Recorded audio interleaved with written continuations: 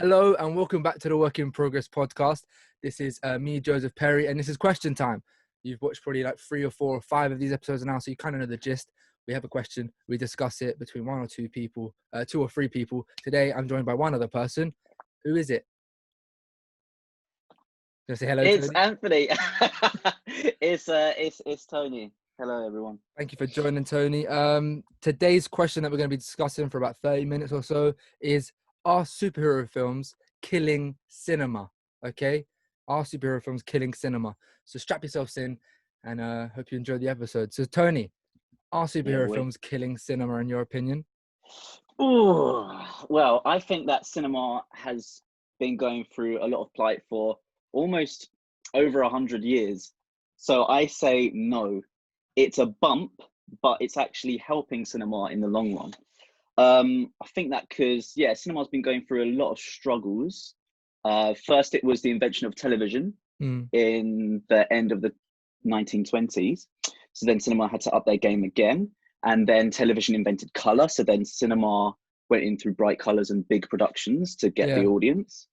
And now what's happening is people like serials. So like Netflix and Love Film have become really, really popular over the last 10 years. So how does cinema fight that? Cinema fights that by putting on perhaps one of the biggest franchises in cinema history through the Marvel Universe of creating, how many films did they make or are in process of making? Do you know what I mean? And it's going to continue growing and growing and growing for audiences to come in through these, I guess, a serial setup for people to keep watching each episodic story going on that path of the Marvel Universe. I think it's, kind of touching on what that Martin said, if you want to like take that. Yeah, of course, in every show we go to an external source, and we're doing it a bit earlier than normal because this is what the whole question's kind of revolved around. It's what, of course, Martin Scorsese said not too long ago. I think it was late 2019 he said it. He said he tried to watch them, first off. He tried to watch superhero films, but that's not cinema. Honestly, the closest I can think of them as well-made as they are, it isn't cinema of the human beings trying to convey emotional, psychological experiences to another human being.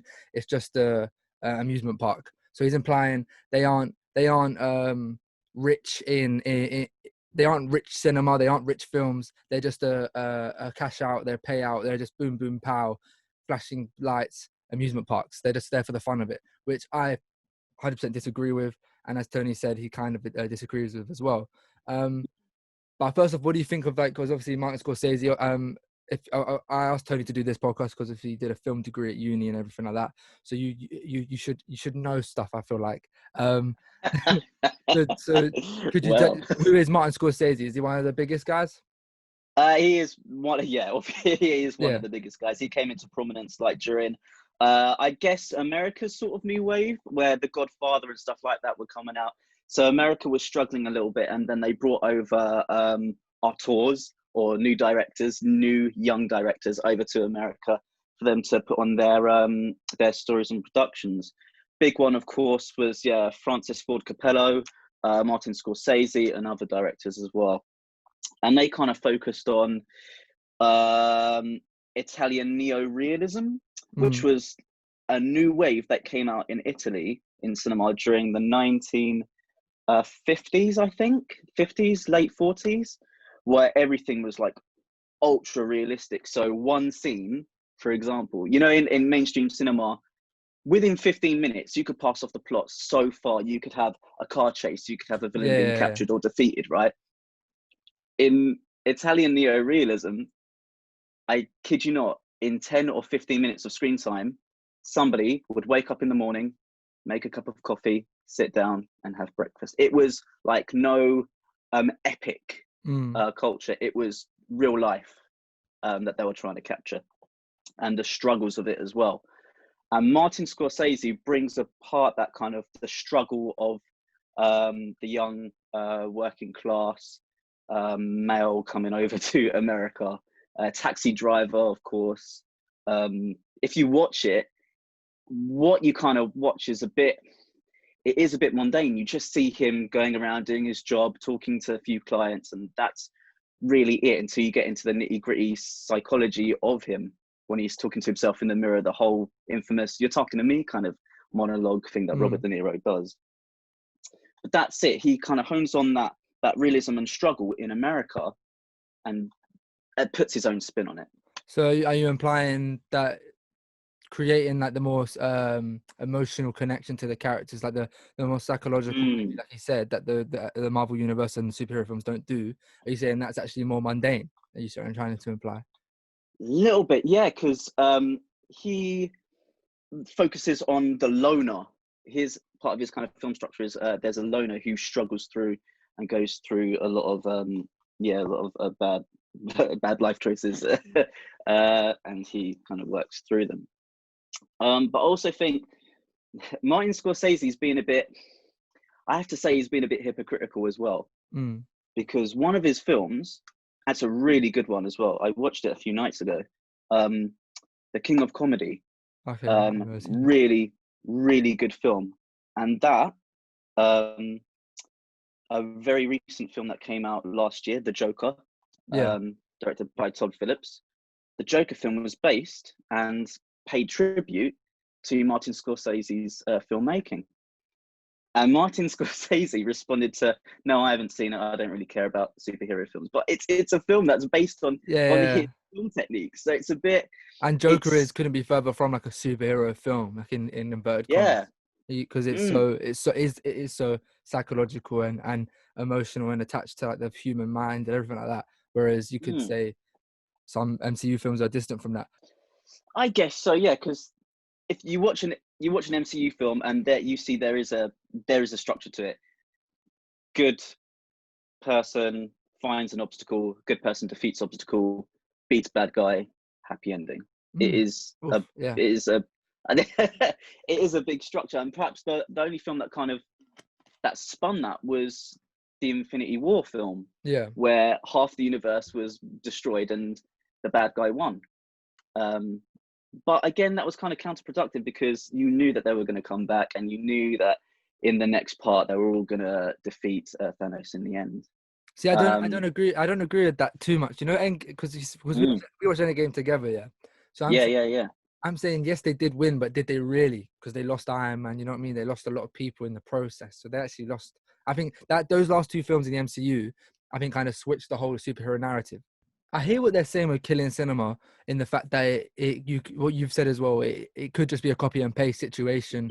I've had not an argument, but a debate with one of my friends about, I'd argue that actually, as much as it might be copy and paste, that's very easy to say. When you look into the individual narratives, for example, Ant-Man, he's trying to get he's trying to build a relationship with his family. He's an outcast. He's a criminal, but he's still trying to do good for his daughter. And then you look at Spider-Man. He's young. He's teenage angst, romance, that sort of vibe. And you go to Iron Man. It's a different vibe. Captain America's got a whole different vibe. World War times. Like, I think every single one is different, and they bring their own characters. And I'd argue that what he's saying, that they don't have that human feel to it, I think is a load of rubbish from Martin Scorsese, because I watched Tom Holland in Spider-Man, and I'm like, I can relate to that. And, you can put yourself in these superhero shoes, which is very powerful in itself.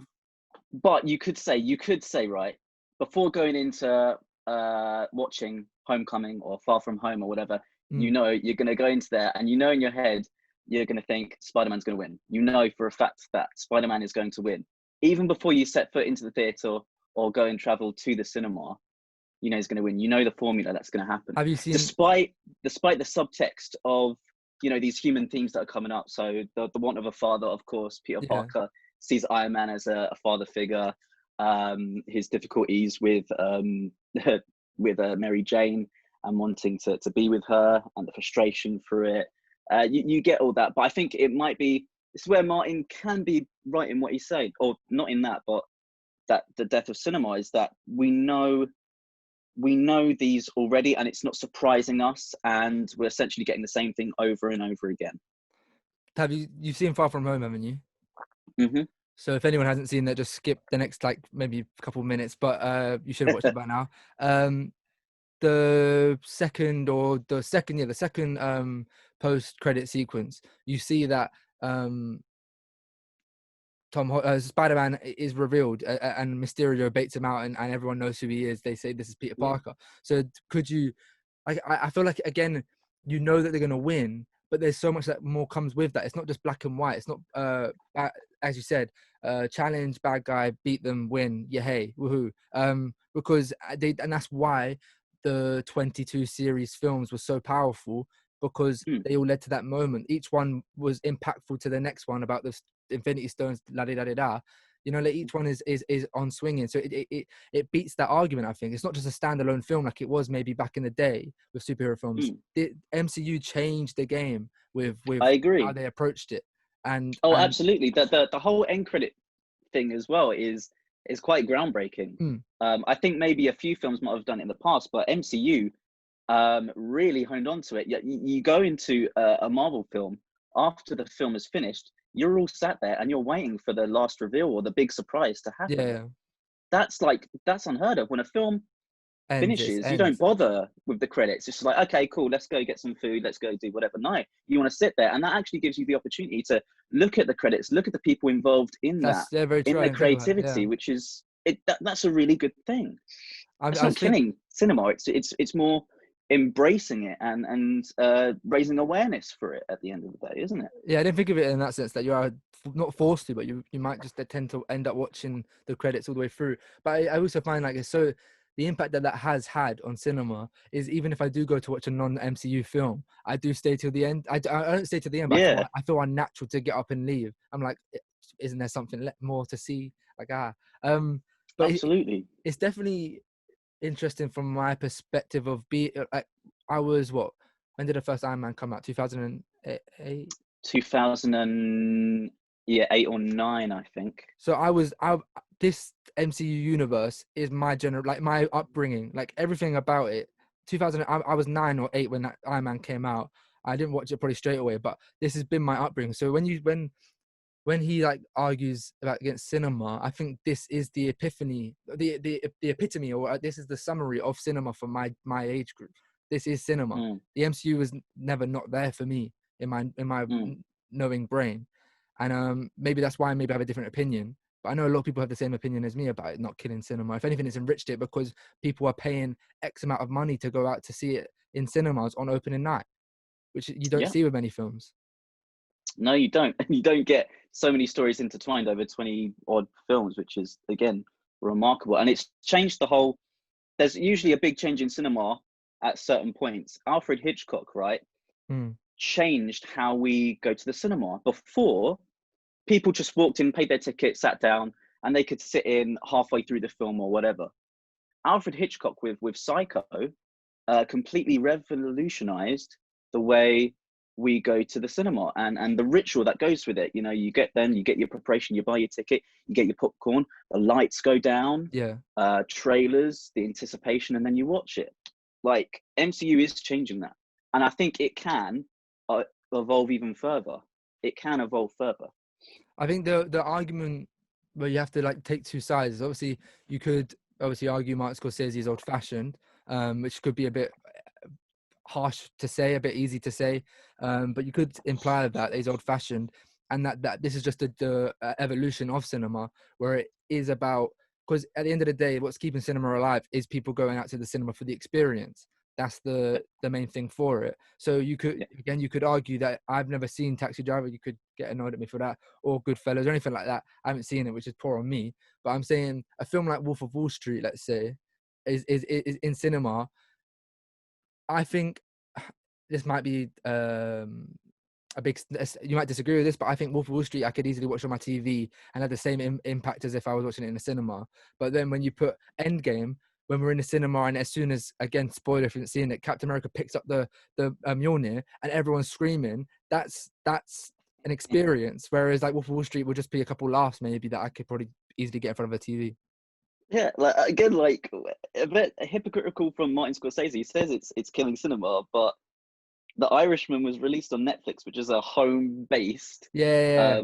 service. And again, the struggles with cinema is that our technology is getting better and better and better. We can wire up our massive TVs and our surround sound system to feel like we're in that cinema place. I know he did release it to a certain few cinemas, but if you're gonna try and battle and make cinema vibrant and into an art form again, as he argues, which is complete rubbish. Any film is art, I find. Even Adam Sandler films.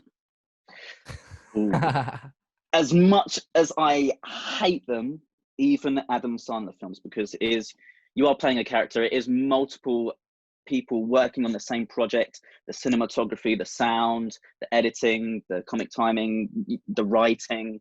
It is 5, 6, 7, 8 disciplines all coming together to create Fair enough. a film, despite it being crap, crude, distasteful, outright rubbish. Could you? Yeah. This is like a question for you, that you might be speaking for the people, that because we haven't really got an out and out voice of someone saying completely agreeing. I think you can. You're arguing it slightly. Well, actually, no. I'll argue a little bit more. Like some of the MCUs, some of the films are not very good, and they're extremely. Thor 2 is a mess. Oh, yeah, true. It's an absolute mess. It's bland.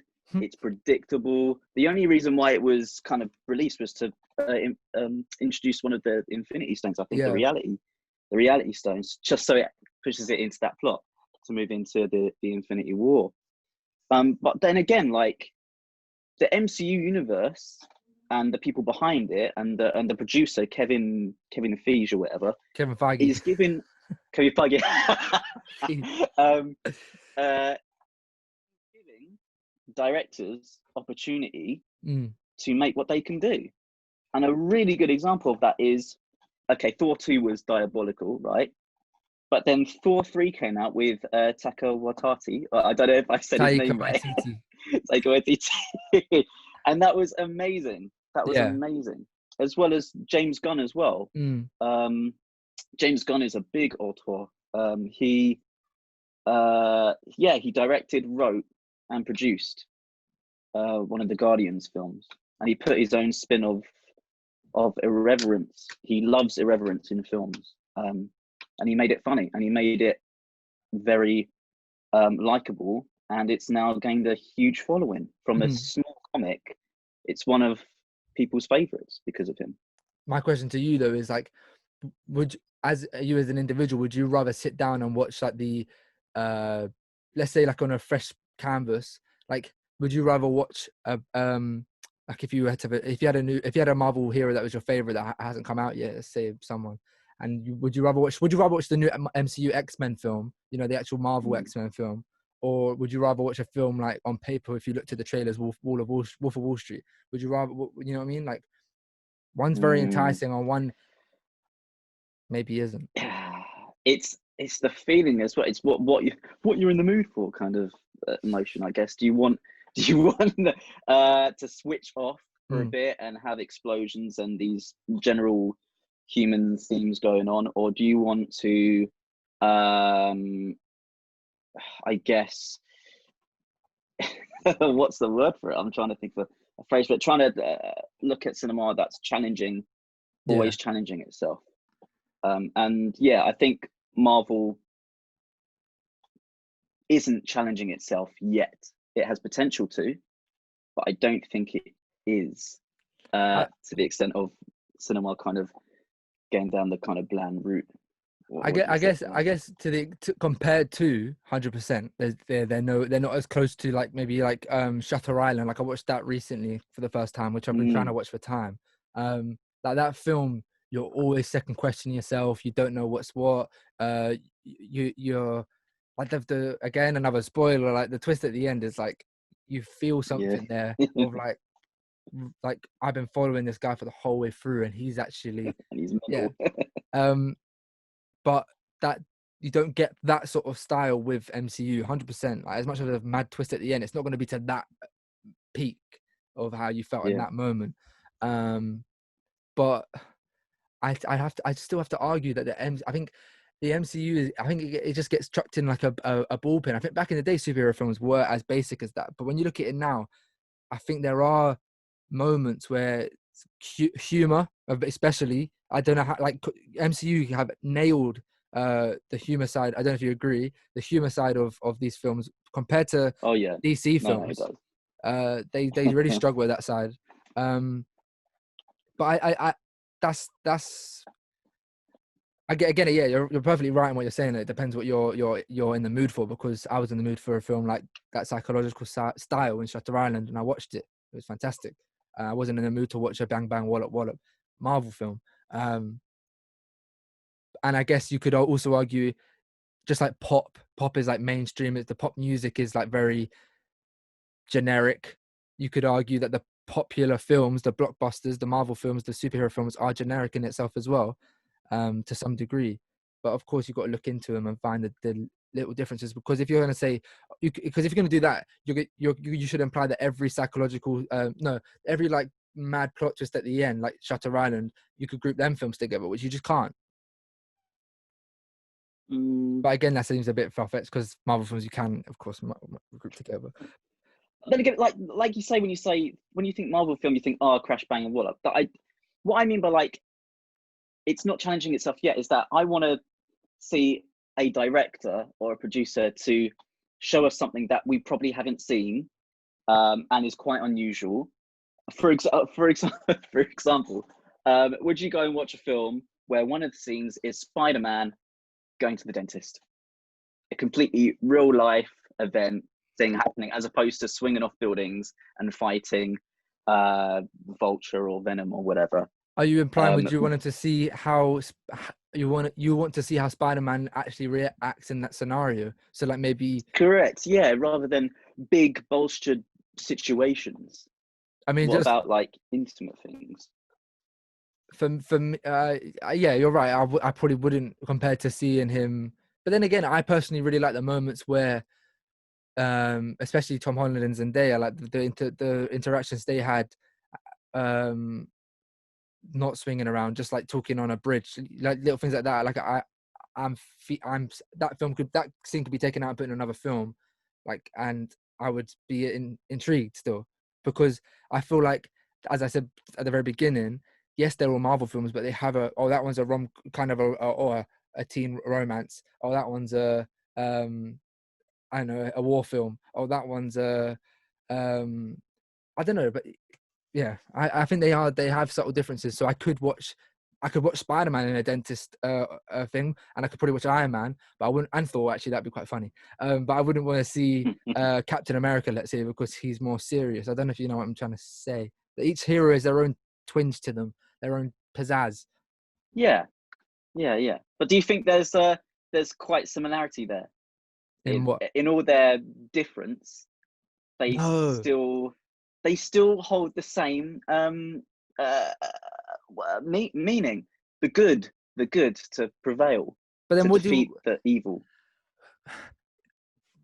Not to answer that point, but to answer like the differences between Marvel films. Like Civil War was a crazy film. The good and the good went up against each other to face off. Which one Yeah, was right? Like they had them twists, and I think this question has gone on from, is it killing cinema? Because I think we could both agree, in its own way, it's enriched cinema in one way or I another. I think overall, yes, it is enriching it, and I think it's giving opportunity for directors to showcase their stuff going on. But I'm Um, interested to actually ask this as a film student. So if you were a film student now, or the MCU, take it back a couple of years, and you had them films, like would you like to write an essay and like dissect and look at the connotations and the denotations of Marvel films over, I don't know, Shutter Island, let's say? yeah, I would very much like to, definitely. Like the whole reason why the superhero genre has exploded all in America, let's not forget, Mm. is simply because, and I don't mean to make the tone a little bit dark, but because of 9/11 that happened, America was after a hero to bolster and fight off evil, as Yeah. it were. And that's why superhero films became extremely popular over that sort of time. Why Spider-Man was popular when it came out, from the Sony, I think. Yeah, Yeah, Sony. yeah. Was it The Sony who? what's the guy's name But as yeah, well? Andrew Garfield, Tom Holland, and who's the other one? Toby Tobey Toby Maguire. Maguire. Yeah, Tobey Maguire's them films. Yeah.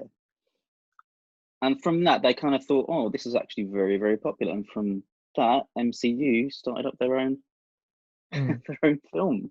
Because That's why it's become so popular. Yeah, so similar to what you're saying, like that's when Captain America was actually written in the comics, was because America needed a face of like like a hero against the like in war against the Germans or whatever. Absolutely. A final point as well, what you're saying, like the creative side of it, like when you think of Marvel films, it could just seem like very generic, but there's so much work in like in special effects that are just crazy when you like when because I did a module at uni, sound design in first year, and we looked at Marvel films, and you got to think of like why does Iron Man's suit sound like that? And you see what the layers of sound they put in all of that just for the little like that sound, all of that, and then the special effects, especially when you look at the progression of Iron Man's suit from like just metal, and then now it's vibranium, and it all just pops up on him like that. So much stuff goes into it like that. That's a really, really good point. Like I think when you think Crash Bang Wallop, you don't think of the logistics and the effort and the time that's gone into all those tiny little details of visual stuff going on the screen, from the sound of the iron suit to all the movements. You don't take that into consideration. It just washes over you.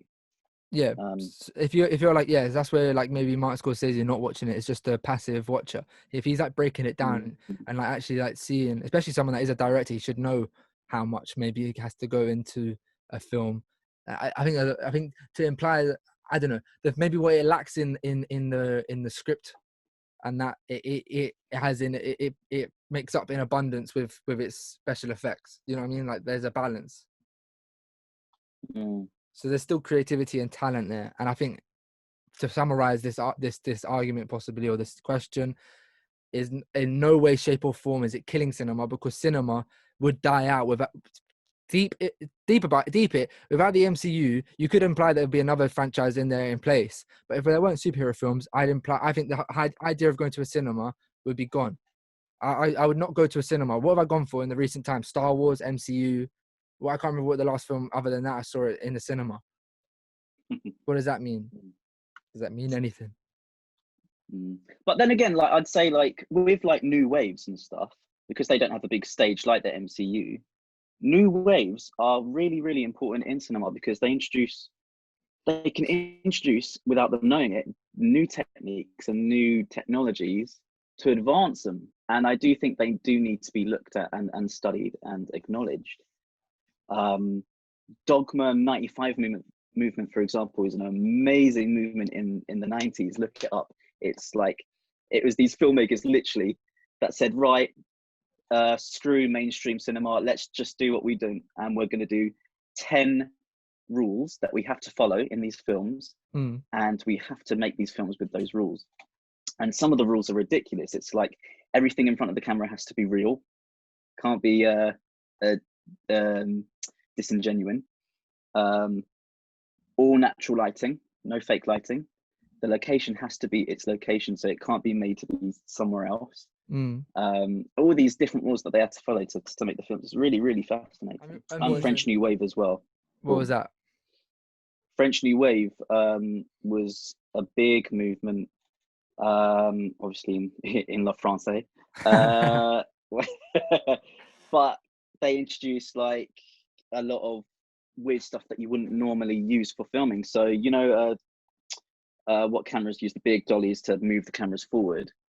For example, in French New Wave, they used wheelchairs to hold the cameras on to get the movement and the tracking going, and that produced a different aesthetic to the filming and just stuff like that.